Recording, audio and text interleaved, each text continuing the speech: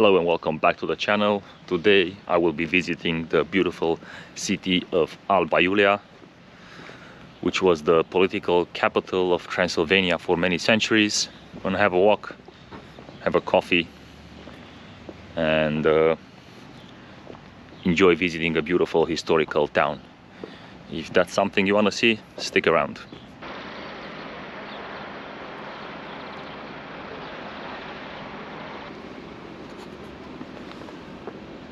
Let me just show you this gate.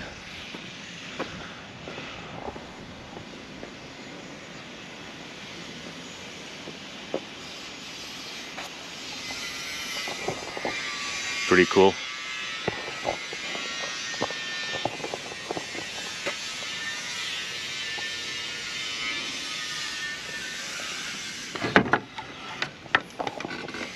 And it's open.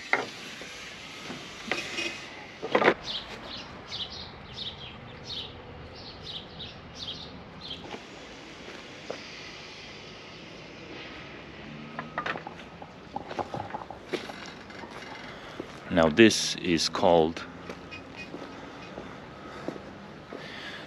Michael the Brave Church. Michael the Brave was the first Romanian ruler that unified all the three Romanian principalities of Moldova, Wallachia and Transylvania. And apparently this church was built in his honor.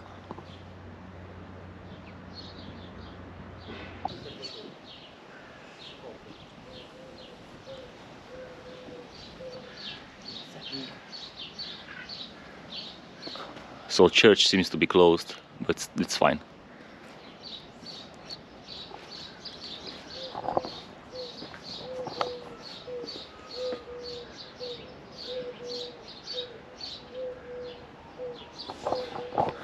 Pretty nice. Okay, I think we should move on. So the plan for today is, well, to be honest, I have no plan. I just wanted to visit the medieval fortress of Alba Iulia, which is a very, very large one. I think it's the largest in Romania. And it's a star, has the shape of a star, because that's what apparently was the most efficient way to build a fortress, because it was the easiest way to defend it. And it was built, I've seen two different dates. 1711 the start, or 1715 until 1738, and it was built by the Habsburgs, because the Habsburgs, they were in control of Transylvania in those times. They used about 20,000 serfs to get this stronghold built. So I'm just gonna walk around. If I see anything I like, I'll film it.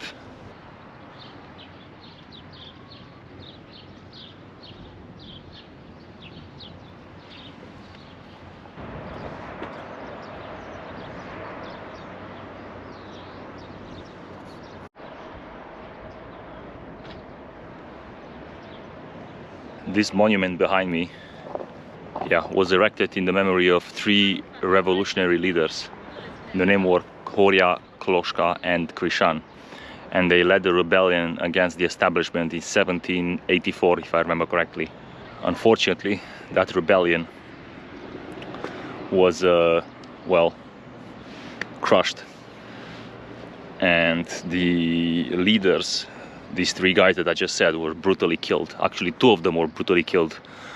One of them committed suicide in his cell the night before the execution was planned.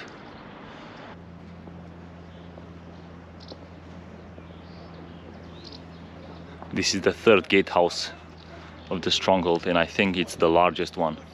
It has a drawbridge and everything.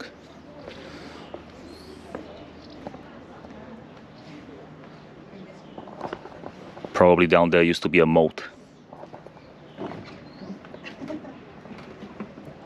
Anyway, as you can see, the walls of the castle itself, of the fortress, they're not straight. They're built at an incline. And the reason for that is when they would shoot cannonballs in the event of a siege, so the cannonballs themselves can, you know, ricochet off the walls, so the walls will take less damage. Now let's see what we can see here. Let me go further back. So the guy there at the top is an Austrian Archduke for sure. And the way the statue is done, it basically represents him winning against the Ottoman forces. Yes, for sure. So it symbolizes the victory against the Ottoman Empire. And then you can see here, just above the entrance, that double-headed eagle, which is the symbol, I guess, of the Habsburg monarchy. And just on the eagle, just on the eagle itself, you can see the coat of arms of Transylvania, because, like I said, Transylvania was under Habsburg occupation for quite a long time. Massive chains, obviously, so they can lift the drawbridge. Pretty big gatehouse as well.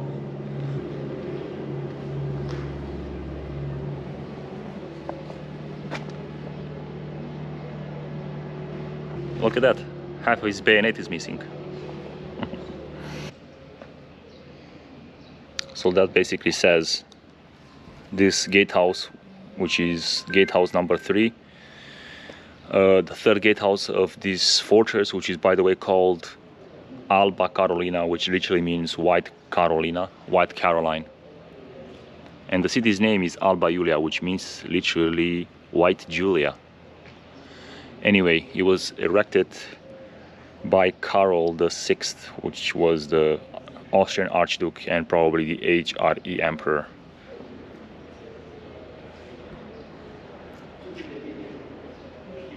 Again, with depictions of the war against the Ottomans.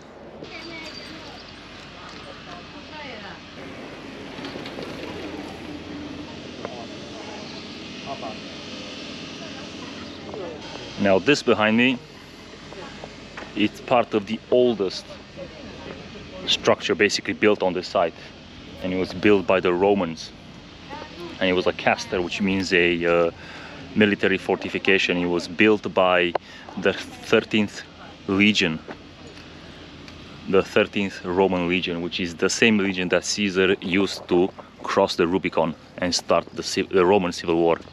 Let's have a look at this.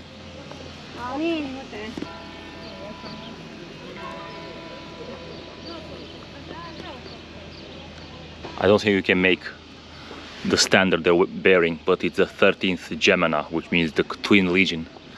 So like I said, one of Caesar's most famous legions. The legion he crossed the Rubicon and started the civil war. And they were stationed in this part right here. I don't know, I think it was more than 100 years they were stationed in Transylvania. And this is a remnants of that castle.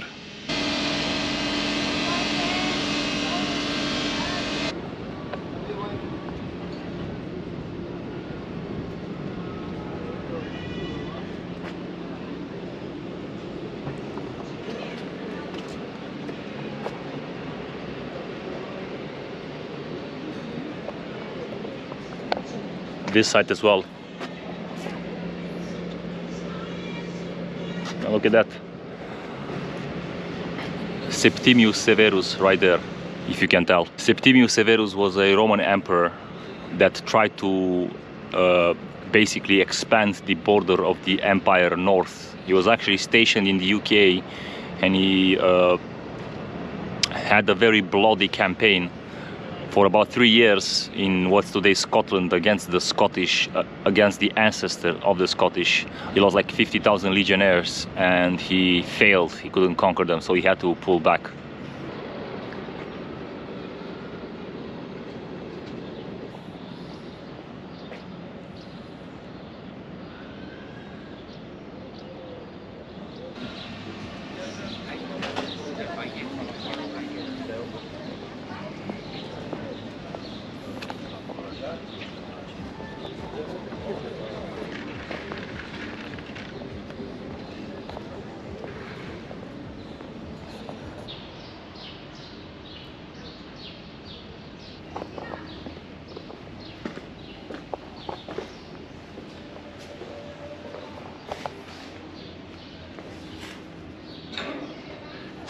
That looks like a dragon egg from Game of Thrones.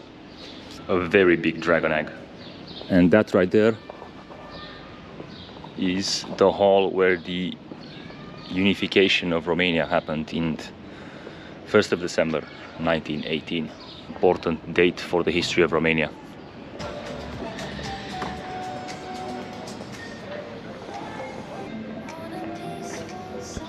So this is a statue of Michael the Brave, the guy I mentioned at the beginning.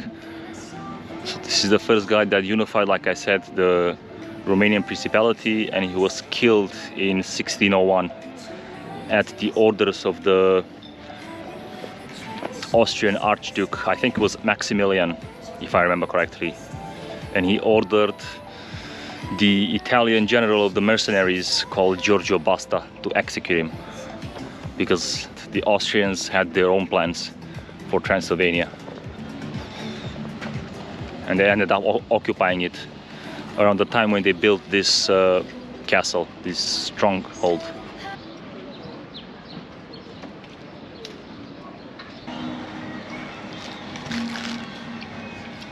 So this behind me was the, what was it called? The palace of the Princeps of the Transylvania. So whoever was ruling Transylvania would reside in that building, including Michael the Brave. Between 1599 and 1601 he resided there. And yes, I had to get this hat because my shaved head wouldn't do well in the Romanian summer. I forgot how hot it gets in Romania in the summer.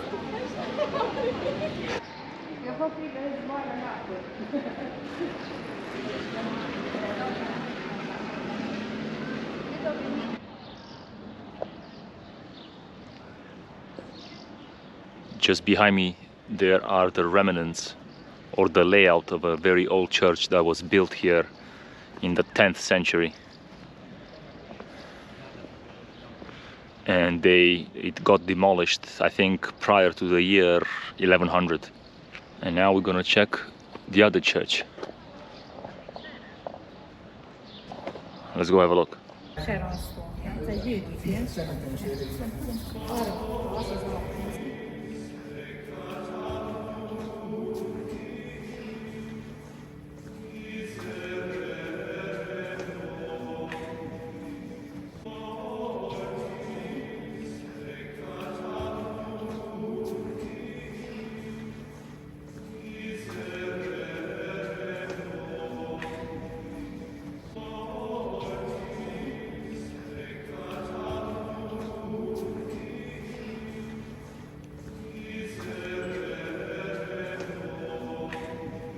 Right, so I don't think I could have talked in the church.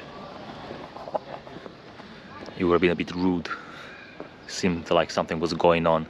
Anyway, so this church was, I think it's Saint Michael's Church, was built on top of an older church that was destroyed by the Mongols and the Tartars when they invaded these areas in 1240s, 1242 I think. And then they started building this one behind me in 1246, and I think it took like 45 years for them to finish it. Very beautiful structure. There's something about old churches and the architecture they have. It's very, very nice. Also, there was a burial place, I guess, sarcophagus, I guess, of John Hunyadi. A very important character in the 1450s. He helped a coalition, an anti-Ottoman coalition, to fight the Ottomans at the siege of Belgrade. He died of plague in 1456. He was instrumental in putting Stefan III in Moldova as a ruler, and then Vlad Dracula as a ruler in Wallachia. Very, very important character for the history of this area.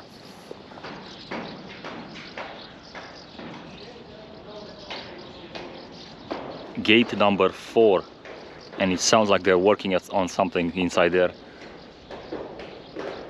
This where were the Austrian garrison stationed, like this guy. Anyway, there used to be, I saw on YouTube, a change of the guard that would happen from this place,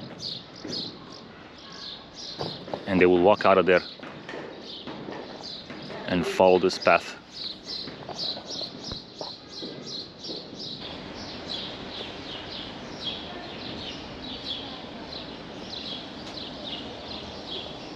What a place!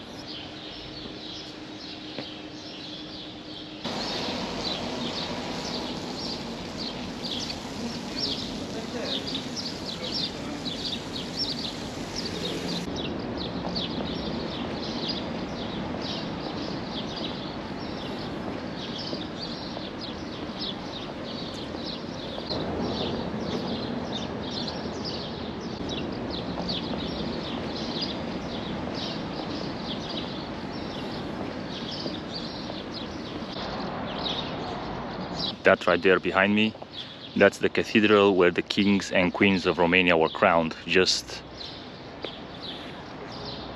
I believe it was after First World War. Let's have a look. Or probably during First World War, because I remember Karol the First died in 1916, and he was the successor to his rule was his nephew Ferdinand. Let's have a look.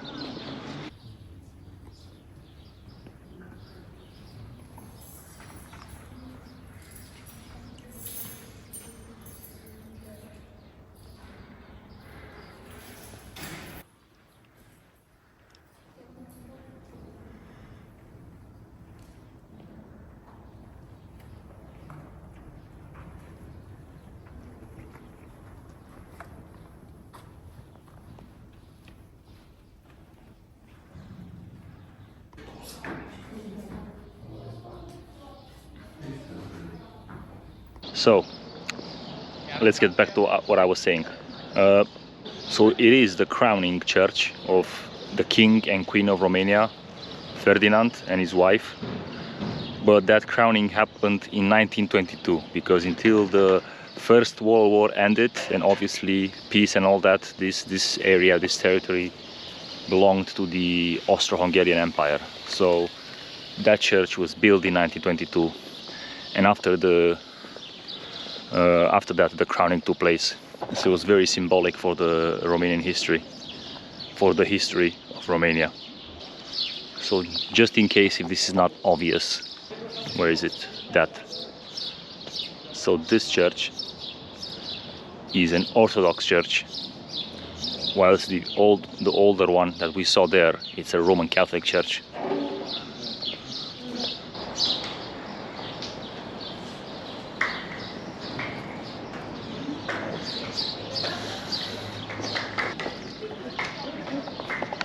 Right, let's go in the park. I had to add something because I just remembered. So that was the king that got crowned, which is King Ferdinand, and he was, well, basically he was German, of Hohenzollern dynasty. And here we have Queen Maria.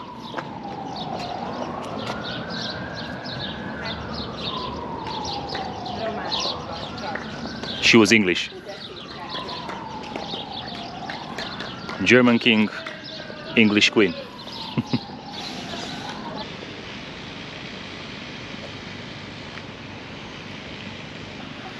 Now this monument, right there, that one, this is a lot newer, and it's also to celebrate the, I think, the anniversary of 100 years of unification of Transylvania with the rest of Romania. So it was inaugurated in 2018. I'll be honest, I'm not sure if I like it. It looks a bit like those monuments you would find in Soviet Russia, like a socialist monument. Yeah, my dad agrees.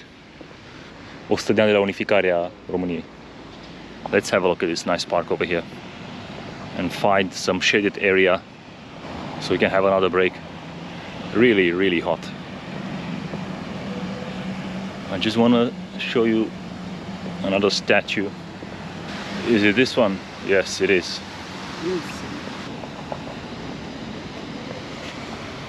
That's Woodrow Wilson, President of the United States during First World War, and it was very instrumental for a lot of countries that gained their independence or, you know, national unity after the First World War. That's why there's a, you know, his statue over there.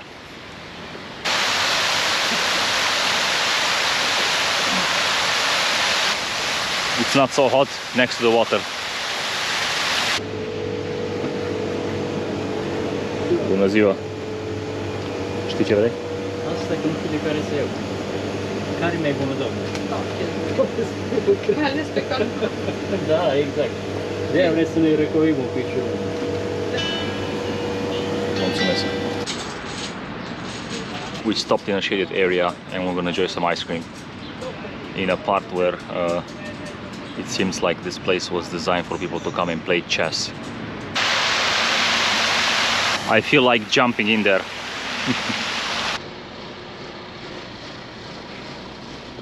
Now we're gonna go down there in the, I'm not even sure what to call it, the moat maybe? Maybe. Let's see what we find.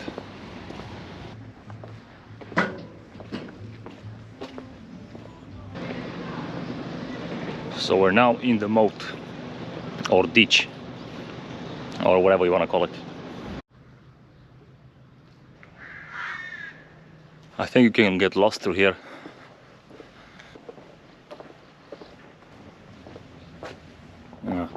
No, it's just a way out. Let's go back.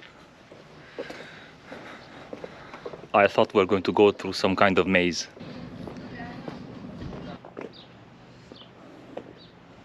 It's like a park.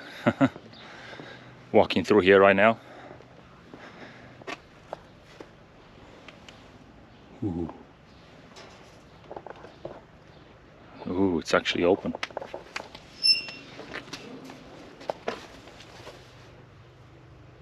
Tunnels under the fortress. I don't think I'm gonna go though. I don't think it's a good idea to go in there unless you know where you're going. This would be an area where the attackers would have to come through if they want to take over the fortress. Probably from that way. They would land in here and they would have to go over that wall as well. Yeah, and probably will be people up there shooting at you or using crossbows or whatever, making you a sitting duck. That's why these fortresses that were built later, right, in the shape of stars, they were considered to be almost impregnable. I assume it will be a very nice place to visit at night or in the evening when the lights are on. Ooh, what's this?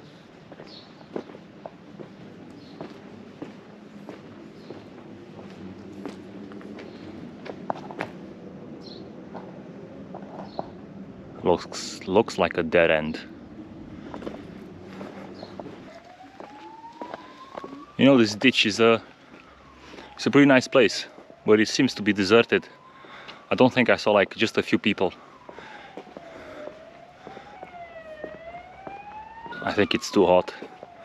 Maybe that's it. Can you see that? It looks like one of those coaches that used to go across the United States in the prairies. There's a gate though, and it's locked, so we can't get in here. So we're gonna move along. Right, so on our way to this fortress in the morning, I spoke to a local. There was supposed to be a tunnel to go back to where we came from, but we are unable to find that tunnel. And there's no way. So I think we'll have to turn back. Lost in the moat.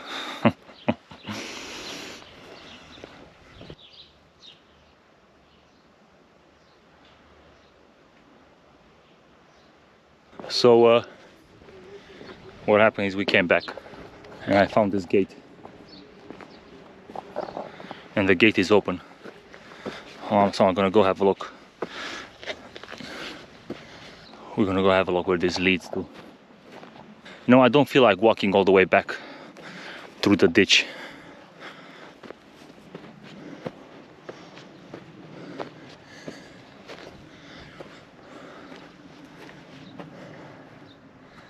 I don't think we have a choice. I think we have to go back all the way. This seems like a dead end. Oh well. Back we go.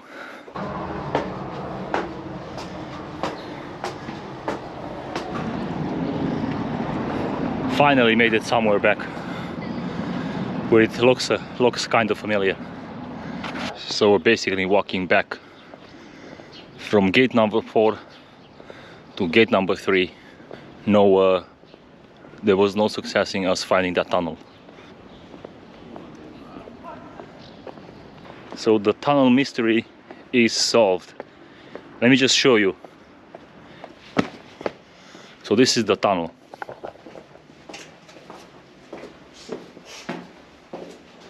Now this is the tunnel that we were looking for more than an hour right now. And it's actually a pretty small one. It just takes you through the... It just takes you out of the ditch. However, what's worse, what is absolutely worse is this fact. We were just over there.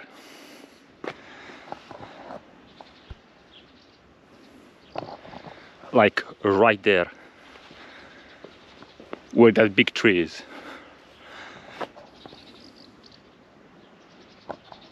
And we turned back and I actually asked a few locals if there's a tunnel, and they said no, I have to go back. So basically, if we would have kept walking for another 50 meters, we would have ended up there and out. But what happened is, well, we didn't make it all the way here, and the locals told us to go the other way, opposite. So like I said, wasted an hour walking through the ditches of the fortress of Alba Iulia. But never mind, it was fun. But me for one, I had enough of walking through scorching heat. I think this is like 33 degrees Celsius. So we're gonna go back to the car and be on our way. I hope you enjoyed this video exploring the stronghold, the fortress of Alba Iulia, and I will see you in the next one. Take care and bye bye. See ya.